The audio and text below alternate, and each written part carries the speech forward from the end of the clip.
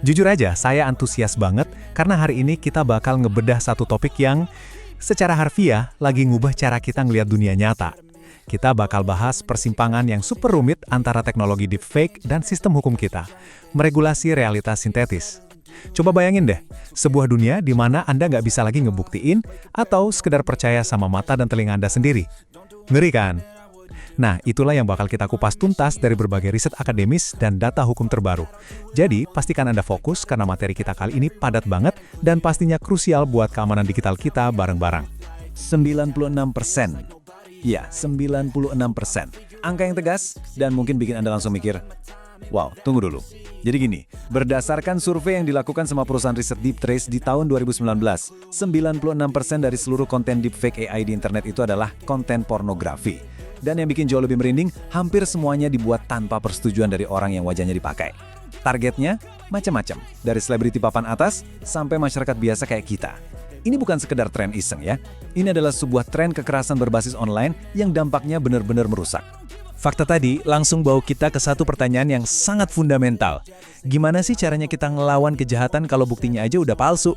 Ini tuh benar-benar dilema hukum paling krusial yang kita hadapi di era modern ini. Maksud saya, bayangin aja, ketika sebuah video atau rekaman suara yang kelihatannya super realistis disajikan di depan pengadilan, tapi ternyata itu 100% hasil fabrikasi algoritma. Terus, gimana cara sistem peradilan konvensional kita ngerespons hal kayak gini? Pertanyaan inilah yang bakal jadi jangkar dari seluruh obrolan kita hari ini. Oke, biar gampang, kita udah nyiapin alur pembahasannya nih. Kita bakal mulai dari memahami ancaman baru realitas digital, terus melihat dampak destruktifnya. Setelah itu, kita bedah jerot hukum di Indonesia, lanjut ke celah regulasi dan penegakannya. Nggak cuma kritik, kita juga bakal cari solusi dengan belajar dari Tiongkok dan Eropa, lalu ditutup dengan melihat masa depan keamanan cyber kita. Yuk, langsung aja kita mulai. Bagian pertama, ancaman baru realitas digital. Hal pertama yang perlu kita sepakati, deepfake itu bukan sekedar editan Photoshop biasa yang gampang ketahuan. Ini adalah teknologi tingkat tinggi yang ditenagai oleh kecerdasan buatan atau AI. Spesifiknya menggunakan Generative Adversarial Networks atau biasa disingkat GANs dan juga Deep Learning. Bahasa gampangnya nih, ini adalah sistem di mana algoritma itu belajar secara mendalam dari ribuan foto dan video untuk nyiptain konten manipulasi yang hampir mustahil dibedain dari aslinya. Kalau kita tarik mundur sedikit, teknologi ini mulai meledak sekitar tahun 2017 di forum Reddit. Terus puncaknya, di Januari 2018 muncul aplikasi bernama Fake App. Kenapa ini jadi game changer? Karena Fake App bikin siapa aja, siapa aja, tanpa perlu skill coding atau programming yang ribet, bisa bikin konten deepfake. Artinya manipulasi digital yang dulunya eksklusif, sekarang udah terdemokratisasi.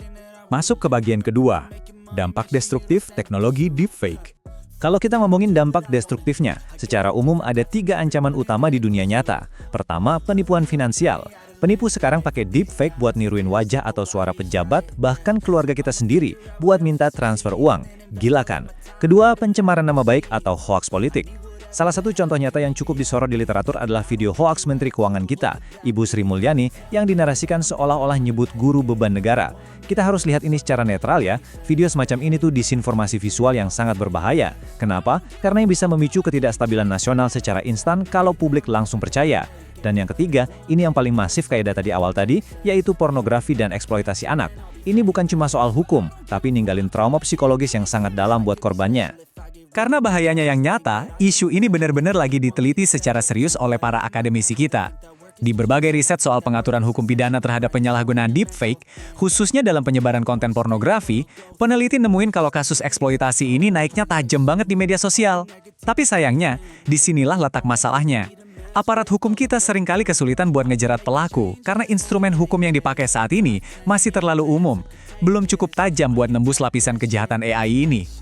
Nah, itu membawa kita ke bagian ketiga, jerat hukum di Indonesia saat ini. Coba kita petakan amunisi hukum yang kita punya sekarang. Untuk kejahatan kayak hoax politik atau pencemaran nama baik, misalnya kasus video Ibu Sri Mulyani tadi, hukum yang dipakai biasanya UU ITE. Spesifiknya, pasal 27A untuk penyerangan kehormatan dan pasal 28 buat penyebaran berita bohong. Terus, buat kasus pornografi, kita pakai UU Pornografi dan KUHP baru pasal 407. Nah, kalau buat penipuan atau pemalsuan data pakai deepfake, kita pakai pasal 35 UU ITE tentang manipulasi data seolah-olah otentik ditambah sama UU Perlindungan Data Pribadi atau PDP. Jadi kelihatan ya aparat penegak hukum kita tuh ngandelin pasal-pasal ini dan ditumpuk berlapis-lapis buat ngejerat pelakunya. Tapi, ada ketegangan yang kerasa banget di sini. Hukum yang baru aja kita petakan tadi itu sifatnya masih sangat generik. Maksudnya gini, undang-undang kita tuh cuma fokus pada dampak atau distribusi dari kontennya aja. Kayak, apakah ini melanggar kesusilaan? Apakah ini mencemarkan nama baik? Tapi hukum kita benar-benar masih bisu atau vakum kalau udah ngomongin teknologi AI-nya itu sendiri. Nggak di UU ITE, nggak di UU pornografi, apalagi di UU PDP. Kita belum punya satupun definisi spesifik mengenai deepfake atau pedoman gimana sih teknologi kecerdasan buatan ini seharusnya diproduksi dari awal. Jadi, wajar kalau kita nemuin banyak masalah. Mari kita bahas di bagian keempat, celah regulasi dan penegakan.